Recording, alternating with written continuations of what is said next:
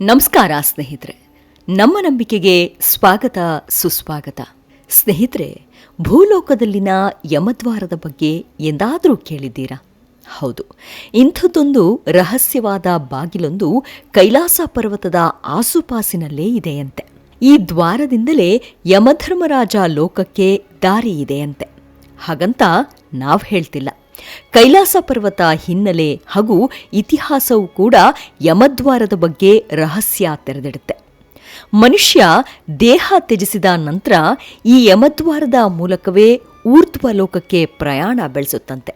ಹಾಗಾಗಿ ಹಿಂದೂ ಧಾರ್ಮಿಕ ನಂಬಿಕೆಯಲ್ಲಿ ಆ ರಹಸ್ಯ ದ್ವಾರವನ್ನೇ ಯಮದ್ವಾರ ಅಥವಾ ಯಮಲೋಕದ ದ್ವಾರ ಎಂದು ಕರೆಯಲಾಗ್ತಿದೆ. ಅಷ್ಟಕ್ಕೂ ಯಮದ್ವಾರ ಹೇಗಿದೆ? ಅಲ್ಲಿಂದ ಹೋಗಿರೋದ್ಯಾರು? ಸ್ಥಳ ಪುರಾಣ ಹೇಳೋದೇನು ಅನ್ನೋದನ್ನ ಈ ಸಂಚಿಕೆಯಲ್ಲಿ ಹೇಳ್ತಾ ಹೋಗ್ತೀನಿ. ಅದಕ್ಕೂ ಮುನ್ನ ನಮ್ಮ ನಂಬಿಕೆಗೆ ನಿಮ್ಮ ಬೆಂಬಲವಿರಲಿ. ಎಲ್ಲಾ ವಿಧದ ತ್ವಚೆಯ ಸಮಸ್ಯೆಗಳಿಗೆ ಧೀಮಹಿ ಪ್ರಾಡಕ್ಟ್ ರಾಮಬಾಣದಂತೆ ಕೆಲಸ ಮಾಡುತ್ತೆ. ಕೇವಲ 3 ದಿನದಲ್ಲೇ ವ್ಯತ್ಯಾಸ ನೋಡ್ತೀರಾ. ಯಾವುದೇ ಅಡ್ಡ ಪರಿಣಾಮಗಳಿಲ್ಲ. ಕೆಮಿಕಲ್ ರಹಿತವಾದ 16 ನೈಸರ್ಗಿಕ ಪದಾರ್ಥಗಳ ಮಿಶ್ರಣದಿಂದ ತಯಾರಾದ 100% ಆರ್ಗ್ಯಾನಿಕ್ ಧೀಮಹಿ ಪ್ರಾಡಕ್ಟ್. ಹೆಚ್ಚಿನ ಮಾಹಿತಿಗಾಗಿ ಕೆಳಕಂಡ ದೂರವಾಣಿಗೆ ಸಂಪರ್ಕಿಸಿ. ಸ್ನೇಹಿತರೆ, ಯಮದ್ವಾರ ಅಂದ್ರೆ ಯಮನ ಬಾಗಿಲು. ಮರಣದ ನಂತರ ಆತ್ಮವು ಯಮಧರ್ಮರಾಜನ ಲೋಕಕ್ಕೆ ಪ್ರವೇಶಿಸುವ ದ್ವಾರ ಎಂದು ಪೌರಾಣಿಕ ನಂಬಿಕೆ. ಹಿಂದೂ ಶಾಸ್ತ್ರಗಳ ಪ್ರಕಾರ ಮಾನವನ ಜೀವಾತ್ಮ ದೇಹ ತ್ಯಜಿಸಿದ ನಂತರ ಯಮಲೋಕಕ್ಕೆ ಪ್ರಯಾಣಿಸುತ್ತದೆ. ಆ ಲೋಕದ ಪ್ರವೇಶ ದ್ವಾರವೇ ಯಮದ್ವಾರ. ಈ ದ್ವಾರದಲ್ಲಿಯೇ ಆತ್ಮದ ಕರ್ಮಗಳನ್ನು ಪರಿಶೀಲಿಸಲಾಗುತ್ತದೆ. ಚಿತ್ರಗುಪ್ತ ಆತ್ಮದ ಎಲ್ಲ ಪುಣ್ಯ ಪಾಪಗಳ ಲೆಕ್ಕಾಚಾರವನ್ನ ಮಾಡ್ತಾನೆ. ಅದರನ್ವಯ ಯಮಧರ್ಮರಾಜನು ನ್ಯಾಯ ತೀರ್ಪನ್ನ ನೀಡ್ತಾನೆ. ಹಿಮಾಲಯದ ತಪ್ಪಲಿನಲ್ಲಿ, ಅದರಲ್ಲೂ ವಿಶೇಷವಾಗಿ ಕೈಲಾಸ ಪರ್ವತದ ಸಮೀಪದಲ್ಲಿ ಒಂದು ಕಲ್ಲಿನ ಬಾಗಿಲು ರೂಪದ ರಚನೆ ಇದೆ. ಅದನ್ನೇ ಸ್ಥಳೀಯರು ಹಾಗೂ ಸ್ಥಳ ಪುರಾಣ ಯಮದ್ವಾರ ಎಂದು ಕರೆಯುತ್ತಾರೆ. ಈ ದ್ವಾರದಿಂದಲೇ ಕೈಲಾಸ ಮಾನಸ ಸರೋವರ ಯಾತ್ರೆ ಆರಂಭವಾಗುತ್ತೆ. ಯಾತ್ರಿಕರು ಆ ದ್ವಾರವನ್ನ ದಾಟುವಾಗ ತಮ್ಮ ಅಹಂಕಾರವನ್ನ ತ್ಯಜಿಸಿ ಹೊಸ ಜೀವನಕ್ಕೆ ಪ್ರವೇಶಿಸುತ್ತೇವೆ ಎಂದು ಭಾವಿಸುತ್ತಾರೆ. ಆ ದ್ವಾರವನ್ನ ಪ್ರದಕ್ಷಿಣೆ ಹಾಕಿ ಪ್ರವೇಶಿಸುವುದು ಪುನರ್ಜನ್ಮದ ಸಂಕೇತವೆಂದು ಪರಿಗಣಿಸಲಾಗುತ್ತದೆ. ಕೈಲಾಸ ಮಾನಸ ಸರೋವರದ ಬಳಿ ಅಷ್ಟಪದ, ಸಪ್ತಋಷಿ ಗುಹೆಗಳು ಮತ್ತು ಯಮದ್ವಾರ ಧಾರ್ಮಿಕವಾಗಿ ಬಹಳ ಮಹತ್ವದ್ದಾಗಿವೆ. ಪ್ರತಿಯೊಂದು ತನ್ನದೇ ಆದ ಮಹತ್ವವನ್ನ ಹೊಂದಿದ್ರೂ ಯಮದ್ವಾರವನ್ನ ಇವುಗಳಲ್ಲಿ ಅತ್ಯಂತ ನಿಗೂಢವೆಂದು ಪರಿಗಣಿಸಲಾಗಿದೆ. ಈ ಯಮದ್ವಾರದಲ್ಲಿ ರಾತ್ರಿ ಕಳೆದರೆ ಸಾವಿಗೀಡಾಗುತ್ತಾರೆಂದು ಹೇಳಲಾಗುತ್ತದೆ. ಕೈಲಾಸ ಪರ್ವತದ ಪ್ರದಕ್ಷಿಣೆ ಮಾರ್ಗದಲ್ಲಿರುವ ಈ ದ್ವಾರವು ಟಿಬೆಟಿಯನ್ ಡಾರ್ಚ್ನಿಂದ ಸುಮಾರು 30 ನಿಮಿಷಗಳ ಕಾಲ್ನಡಿಗೆಯ ಅಂತರದಲ್ಲಿದೆ. ಟಿಬೆಟ್ನಲ್ಲಿ ಇದನ್ನು ಟಾರ್ಬೋಚೆ ಎಂದು ಕರೆಯುತ್ತಾರೆ. ಯಮದ್ವಾರದ ಮೂಲಕ ಹಾದು ಹೋದ ನಂತರ ಹಿಂದಿರುಗಿ ನೋಡಬಾರದು ಎಂಬ ಪ್ರತೀತಿ ಇದೆ. ಅನಾದಿ ಕಾಲದಲ್ಲಿ ಈ ದ್ವಾರದ ಬಳಿ ರಾತ್ರಿ ಕಳೆಯಲು ಪ್ರಯತ್ನಿಸಿ ಸಾವನ್ನಪ್ಪಿದ ಘಟನೆಗಳು ಸಾಕಷ್ಟಿವೆ. ಈ ಕುರಿತಾದ ನಾನಾ ಅಧ್ಯಯನಗಳು ನಡೆದಿದ್ರೂ ಸ್ಪಷ್ಟವಾದ ಚಿತ್ರಣವಂತೂ ನಡೆದಿಲ್ಲ.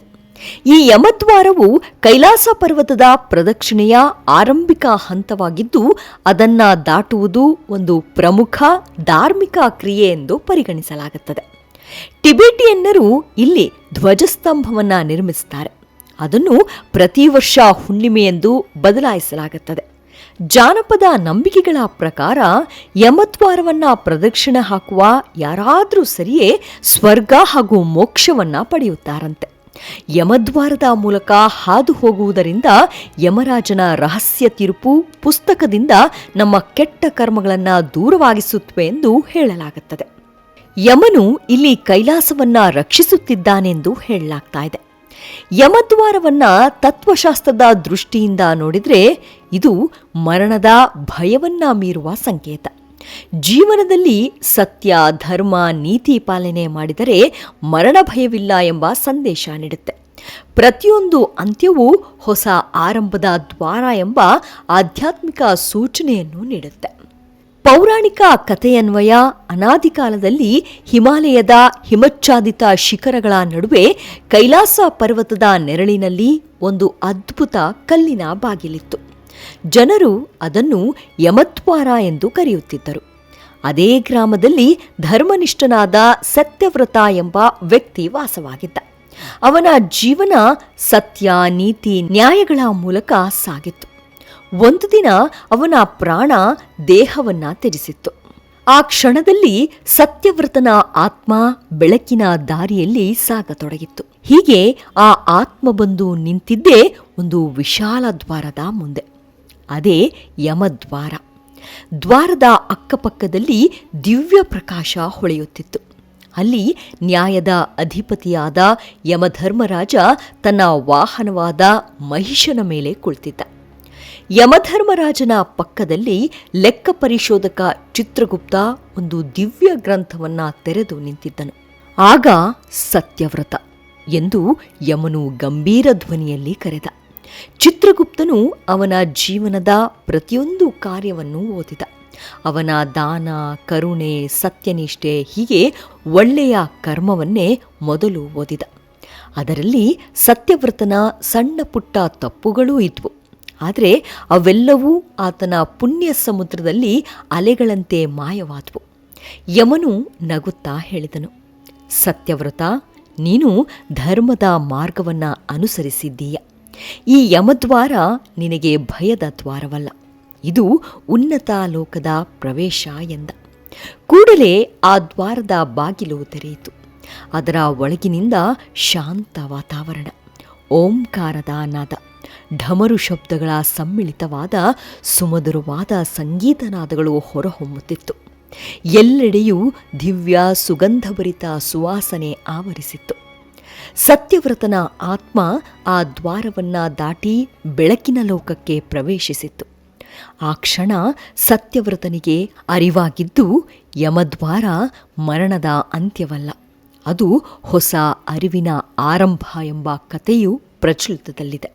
ಹೀಗೆ ಮತ್ತೊಂದು ರಹಸ್ಯಮಯ ಕಥೆಯೆಂದರೆ, ಅದೊಂದು ಹೊತ್ತು ಹಿಮಾಲಯದ ತಪ್ಪಲಿನ ಗಡುಗತ್ತಲಿನಲ್ಲಿ ಅತೀವವಾದ ಗಾಳಿ ಆರ್ಭಟಿಸುತ್ತಿತ್ತು. ಆ ಗಾಳಿಯ ಸಪ್ಪಳವೇ ಎಂಥವರ ಎದೆಯನ್ನಾದರೂ ನಡುಗಿಸಿಬಿಡುವ ಆಕ್ರಂದನದಂತಿತ್ತು. ಆದರೆ ಆ ದುರ್ಗಮ ಹಾದಿಯ ನಡುವೆ ಮಂಜಿನ ಸುಂದರ ಸಲ್ಲಾಪದಲ್ಲಿ ಮೌನವಾಗಿ ನಿಂತಿತ್ತು ಕೈಲಾಸ ಪರ್ವತ. ಅದರ ಪಾದದಲ್ಲಿ ಮನುಷ್ಯರ ಕಣ್ಣುಗಳಿಗೆ ಅಪರೂಪವೆಂಬಂತೆ ಕಾಣುವ ಒಂದು ಕಲ್ಲಿನ ಬಾಗಿಲಿತ್ತು. ಅದನ್ನೇ ಮುಂದೆ ಯಮದ್ವಾರ ಎಂದು ಕರೆಯಲಾಯಿತು. ಅರ್ಜುನ ಎಂಬ ಯಾತ್ರಿಕನೊಬ್ಬ ಅತಿಯಾದ ಅಹಂಕಾರ ಮತ್ತು ಅನುಮಾನವನ್ನೇ ತುಂಬಿದ್ದ ದುಷ್ಟ ಮನಸ್ಸನ್ನ ಹೊಂದಿದ್ದ. ಯಮದ್ವಾರವೆಂದರೆ ಕೇವಲ ಕಲ್ಲು ಎಂದು ಹೀಯಾಳಿಸಿ ನಗುತ್ತಿದ್ದ. ಆದರೆ ಆ ರಾತ್ರಿ ಮಂಜಿನ ನಡುವೆ ವಿಚಿತ್ರ ಶಬ್ದ ಕೇಳಿಸಿತ್ತು. ಒಂದು ಗಂಭೀರ ಧ್ವನಿ, ಕರ್ಮದ ನೆರಳು ನಿನ್ನ ಹಿಂದೆ ನಡೆಯುತ್ತಿದೆ ಎಂದು.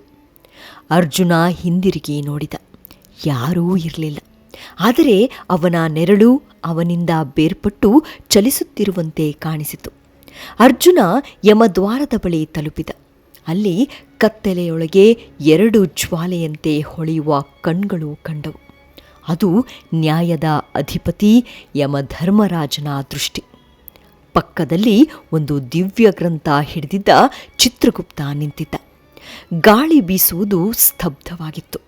ಹೃದಯದ ಕಂಪನ ಮಾತ್ರ ಸದ್ದು ಮಾಡುತ್ತಿತ್ತು. ಚಿತ್ರಗುಪ್ತನು ಗ್ರಂಥವನ್ನ ತೆರೆದ. ಎಲ್ಲ ವಿಧದ ತ್ವಚೆಯ ಸಮಸ್ಯೆಗಳಿಗೆ ಧೀಮಹಿ ಪ್ರಾಡಕ್ಟ್ ರಾಮಬಾಣದಂತೆ ಕೆಲಸ ಮಾಡುತ್ತೆ. ಕೇವಲ 3 ದಿನದಲ್ಲೇ ವ್ಯತ್ಯಾಸ ನೋಡ್ತೀರಾ. ಯಾವುದೇ ಅಡ್ಡ ಪರಿಣಾಮಗಳಿಲ್ಲ. ಕೆಮಿಕಲ್ ರಹಿತವಾದ 16 ನೈಸರ್ಗಿಕ ಪದಾರ್ಥಗಳ ಮಿಶ್ರಣದಿಂದ ತಯಾರಾದ 100% ಆರ್ಗ್ಯಾನಿಕ್ ಧೀಮಹಿ ಪ್ರಾಡಕ್ಟ್. ಹೆಚ್ಚಿನ ಮಾಹಿತಿಗಾಗಿ ಕೆಳಕಂಡ ದೂರವಾಣಿಗೆ ಸಂಪರ್ಕಿಸಿ. ಅರ್ಜುನನ ಜೀವನದ ಪ್ರತಿಯೊಂದು ಗುಪ್ತ ಪಾಪ ಪುಣ್ಯ, ಆತ ಮರೆಮಾಚಿದ್ದ ಸತ್ಯಗಳು ಆಕಾಶದಲ್ಲಿ ಚಿತ್ರಗಳಾಗಿ ಕಾಣಿಸಿಕೊಂಡವು. ಅದನ್ನ ಕಂಡ ಅರ್ಜುನ ಕನಲಿ ಹೋದ.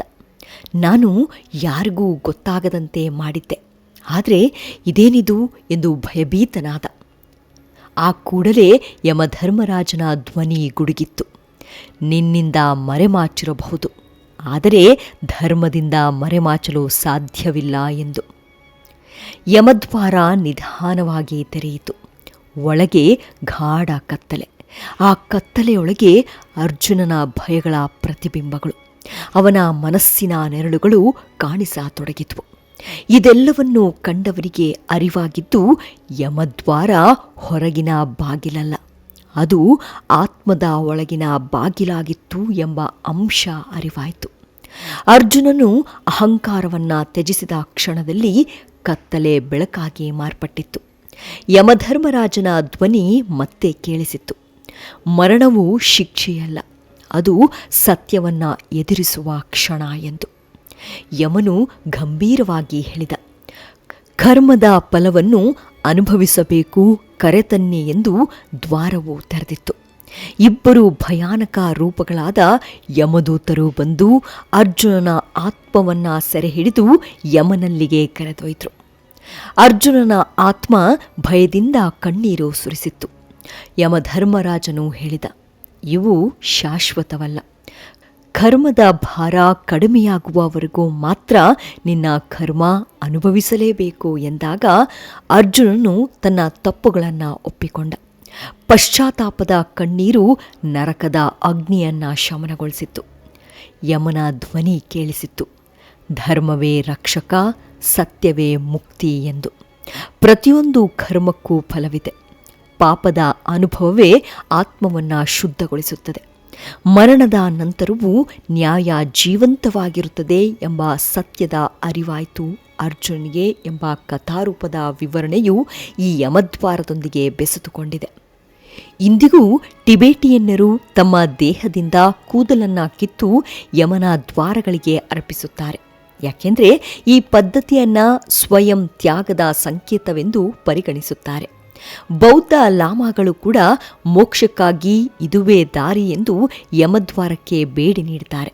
ಕೆಲವೊಮ್ಮೆ ಅನಾರೋಗ್ಯ ಪೀಡಿತ ಲಾಮಾಗಳು ಮೋಕ್ಷವನ್ನು ಪಡೆಯುವುದಕ್ಕಾಗಿ ತಮ್ಮ ಪ್ರಾಣತ್ಯಾಗಕ್ಕಾಗಿ ಇಲ್ಲಿಗೆ ಬರುತ್ತಾರೆ ಎಂಬುದು ನಿಜಕ್ಕೂ ಸೋಜಿಗವೇ. ನಿಮಗೇನಾದರೂ ಯಮದ್ವಾರದ ಕುರಿತಾದ ಮಾಹಿತಿ ತಿಳಿದಿದ್ದರೆ ಕಮೆಂಟ್ ಮಾಡಿ, ಮಾಹಿತಿ ಹಂಚಿಕೊಳ್ಳಿ. ಮುಂದಿನ ಸಂಚಿಕೆಯಲ್ಲಿ ಸಿಗೋಣ. ಅಲ್ಲಿಯವರೆಗೂ ನಿಮ್ಮ ಆರೋಗ್ಯದ ಕಡೆ ಗಮನವಿರಲಿ. Take care. ನಮಸ್ಕಾರ.